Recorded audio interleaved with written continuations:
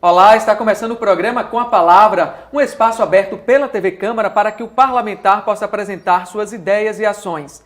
E nesta edição eu recebo a vereadora pelo PT, Divaneide Basílio. Seja bem-vinda, vereadora.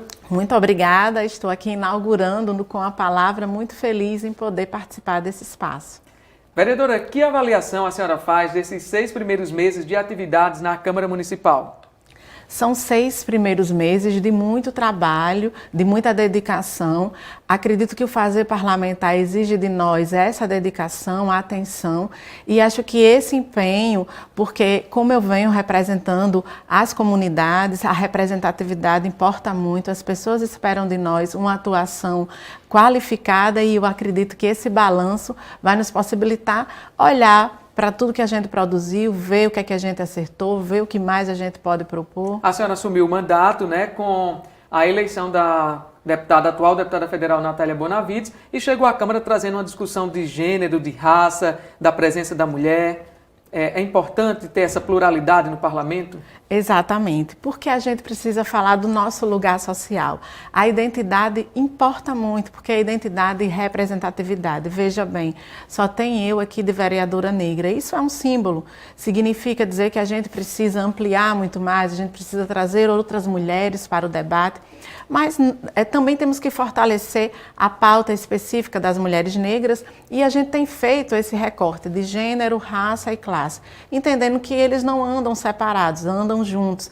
E como eu venho de comunidade, e as comunidades também têm suas demandas específicas, e aí quem me acompanha e quem acompanha as nossas redes sociais ou o nosso trabalho nas comunidades sabe disso. A gente inclusive criou um espaço chamado Pé na Comunidade, porque a ação no parlamento, mas ação também nas ruas, na comunidade, ouvindo as pessoas, fazendo roda de diálogo, ouvindo suas principais reclamações, porque ao ouvir a gente tem condição de propor com muito mais qualidade. E o trabalho do parlamentar é legislar, fiscalizar. A senhora é uma vereadora de oposição, não é isso? Exatamente. Ao governo, à Prefeitura Municipal de Natal.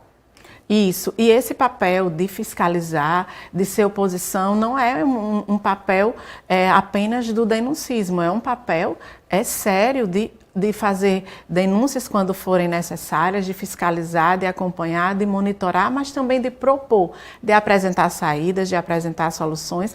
Nós fizemos um trabalho de escuta, de ouvir, por exemplo, universidade. A universidade tem aqui áreas como o Mutirum, como o Georrisco, como o NUPED, núcleos de estudo que trazem verdadeiras alternativas para as áreas de qualificação de risco na nossa cidade, apresentando saídas como urbanização de algumas áreas, e a gente precisa ouvir esses estudiosos. A gente está aqui às vésperas dessa votação, desse debate sobre o plano diretor, já está aí batendo na porta e a gente precisa se preparar, e a gente só se prepara ouvindo a comunidade que será beneficiada com essa ou aquela política, mas também os especialistas, e nós temos tido esse cuidado de ouvir a comunidade, mas sempre de equilibrar ouvindo especialistas e estudiosos no tema. E falando nesse assunto, entrando um pouquinho já nesse debate de plano diretor, de planejamento da cidade, a senhora visitou algumas áreas de risco, como a comunidade do Jacó, a Rua Santa Luzia, lá na Zona Norte, regiões que passaram por dificuldades sérias durante o período das chuvas em Natal. Exatamente. E aí, o que é que foi constatado nessas visitas e como é que essa visitação da senhora pôde colaborar com uma possível solução para o problema, ainda que seja uma solução futura?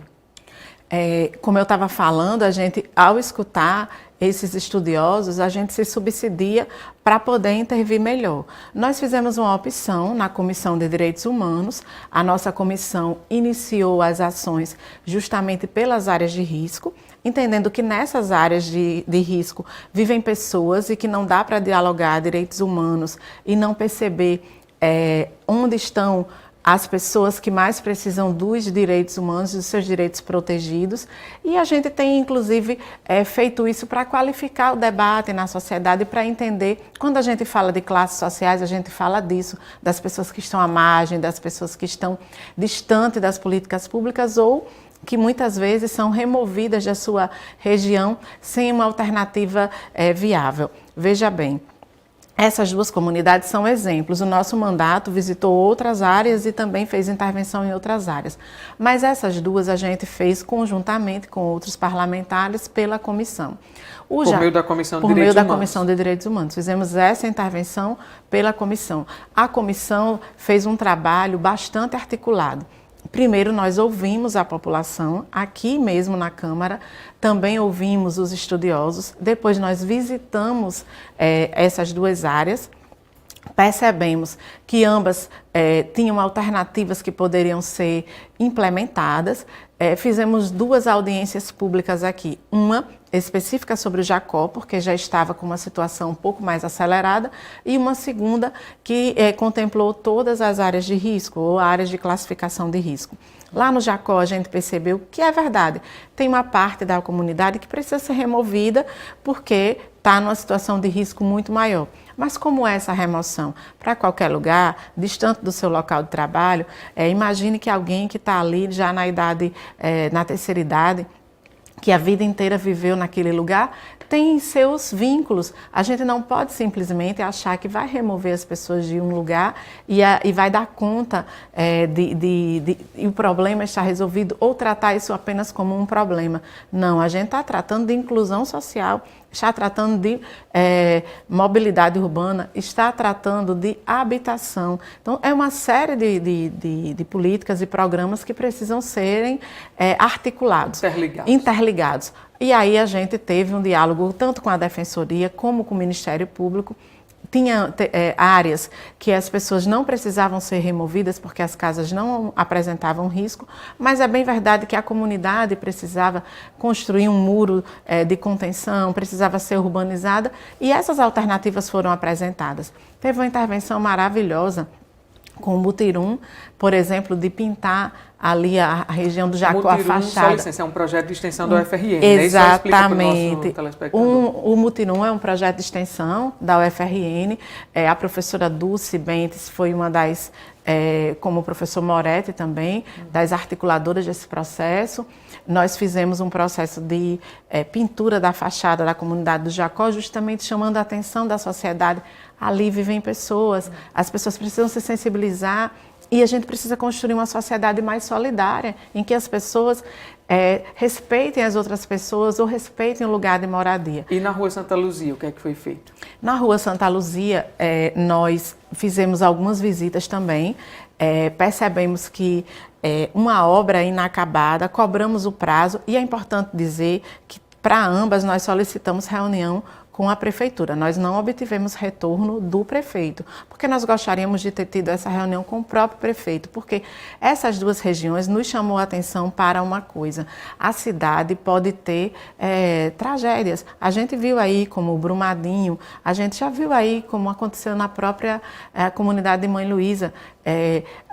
A cidade não está preparada para grandes chuvas, por exemplo, porque na comunidade de Santa Luzia, na Rua Santa Luzia, na comunidade do Igapó, a gente viu isso. Uma obra inacabada com a chuva foi uma combinação estrondosa para tirar o sossego de milhares, de muitas pessoas, e a gente apresentou uma solução, um fundo de emergência. Apresentamos esse projeto de lei, porque a criação de um fundo autorizativo para que a prefeitura se implemente, porque a gente sabe que o fundo sensibiliza a sociedade, as pessoas podem doar e a cidade vai estar preparada para quando acontecer um problema como esse ou como outros que às vezes são da natureza, mas muitas vezes são da ausência de uma preparação política. A gente pode, a natureza não pode ser responsabilizada pela falta de gestão ou pela má gestão. A gente precisa sim preparar a cidade e nos prepararmos. E aí por isso que eu falo, a gente denuncia, a gente cobra, mas a gente também apresenta soluções. Olha, eu tenho aqui alguns dados, são mais de 20 atividades internas entre audiências públicas. Duas delas, por exemplo, a vereadora já comentou. Uma para discutir a comunidade do Jacó, outra para regiões de risco, também reuniões temáticas e mais de 7 projetos aprovados. Eu queria só que a senhora comentasse rapidamente sobre cada um deles, de forma bem resumida, vereadora.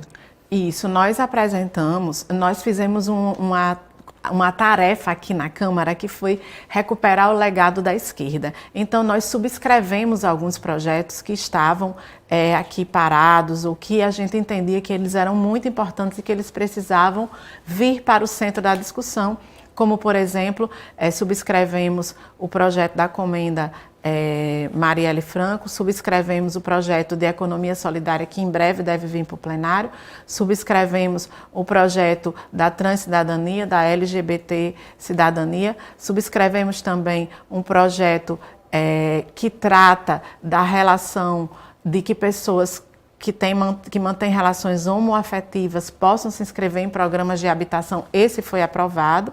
E também apresentamos um projeto de agricultura urbana, esse PL que eu falei, do Fundo de Emergência, um PL voltado para a semana da pessoa com síndrome de Down, entendendo que a gente precisa chamar a atenção também para o debate das pessoas com deficiência. Também apresentamos um segundo PL sobre brinquedos educativos adaptados para pessoas com deficiência. Essa tem sido uma pauta e uma bandeira muito forte do nosso mandato.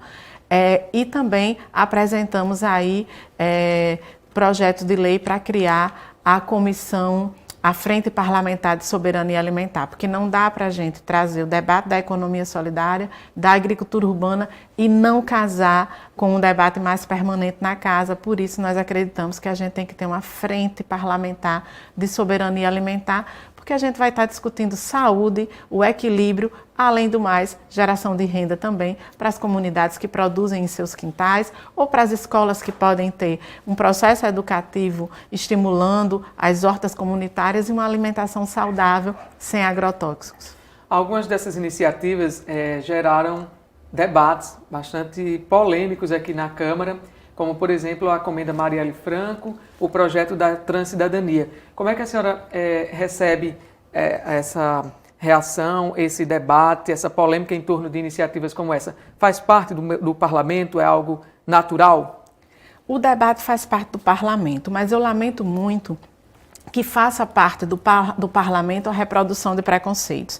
Eu acho que o parlamento deveria ser uma casa em que a gente pudesse incluir toda a diversidade. A Constituição Federal prevê direitos iguais para todas as pessoas, mas é bem verdade que cada vez a gente precisa complementar essa Constituição falando das identidades. É bem verdade que esses segmentos precisam ser reconhecidos. Ok, só para finalizar, vereadora, o nosso tempo já está esgotado, mas quais são as expectativas da senhora para o segundo semestre?